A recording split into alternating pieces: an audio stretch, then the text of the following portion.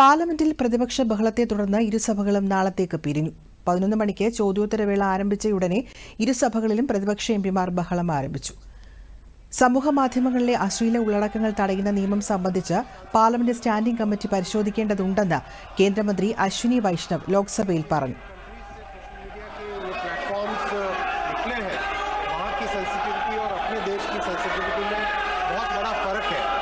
और ये इस तरह का डिबेट आज दुनिया के करीब हर देश में, इसीलिए मेरा निवेदन है माननीय अध्यक्ष जी कि जो अपनी पार्लियामेंट की स्टैंडिंग कमेटी है वो भी इस विषय को उठाए और इस विषय पे समाज में कंसेंसस हो और इसमें और कड़े कानून बने.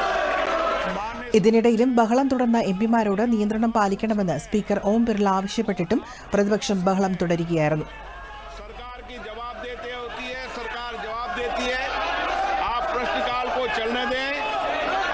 हर मुद्दे पर हर बात पर चर्चा करने का पर्याप्त अवसर दिया जाएगा.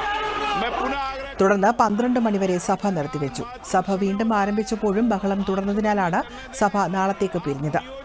ബംഗ്ലാദേശിൽ ഹിന്ദുക്കൾക്ക് നേരെയുണ്ടാവുന്ന അക്രമങ്ങളിൽ രാഹുൽ ഗാന്ധിയും അഖിലേഷ് യാദവും മൌനം പാലിക്കുന്നതിന് കേന്ദ്രമന്ത്രി ഗിരിരാജ് സിംഗ് വിമർശിച്ചു. നേരത്തെ ലോക്സഭയിൽ പ്രതിപക്ഷ നേതാവ് രാഹുൽ ഗാന്ധിയും രാജ്യസഭയിൽ മല്ലികാർജ്ജുൻ ഖാർഗെയും 2 ദിവസം ഭരണഘടനയെക്കുറിച്ച് സഭയിൽ ചർച്ച ചെയ്യണമെന്ന് ആവശ്യപ്പെട്ടു. ഉത്തർപ്രദേശിൽ നിന്നുള്ള സമാജ്വാദി പാർട്ടി എംപി ഡിംപിൾ യാദവ് സംഭാൽ കലാപം ലോക്സഭയിൽ ഉന്നയിച്ചു. അദാനി വിഷയം അടിയന്തര പ്രമേയമായി ചർച്ച ചെയ്യണമെന്നാവശ്യപ്പെട്ട് കോൺഗ്രസ് എംപിമാരായ KC വേണുഗോപാൽ, മാണിക്യം ടാഗോർ എന്നിവർ നോട്ടീസ് നൽകിയിരുന്നു. ബഹളത്തെ തുടർന്ന് രാജ്യസഭാ നടപടികളും 11:30 വരെ നിർത്തിവച്ചിരുന്നു.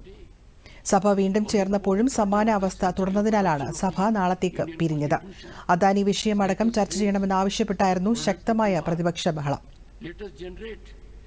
An atmosphere that we exemplify by discussion, dialogue, deliberation and adherence to rules. All these issues, honorable members, there will be occasion to raise in accordance with rules. Since there is a provision in the rules to raise these issues in one form or the other by motions that are provided, these notices are being declined.